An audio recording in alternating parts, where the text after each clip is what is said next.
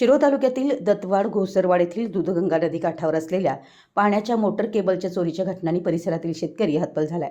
वारंवार अशा चोरीच्या घटना घडत आहेत। अज्ञात व्यक्ती मोटर व वायर चोरून नेत असल्याने शेतकऱ्यांचं आर्थिक नुकसान होत आहे। कुरुंदवाड पोलिसांनी तात्काळ लक्ष घालून शेतकऱ्यांना दिलासा द्यावा अशी मागणी शेतकऱ्यांमधून होते।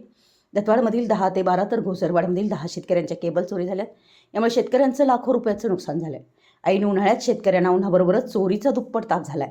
शनिवारी रात्री ते पहाटे दूधगंगा नदीवरील जयपाल सिद्धनाळे यांच्या दूधगंगा नदीवरील मळीत असणाऱ्या शेताला पाणी देणाऱ्या विद्युत मोटरच्या केबलची चोरी करण्यात आली असून विद्युत मोटर ते पेटीपर्यंतची केबल तोडून जमिनीत पुरली असून चोरट्यानं लंपास केली आहे।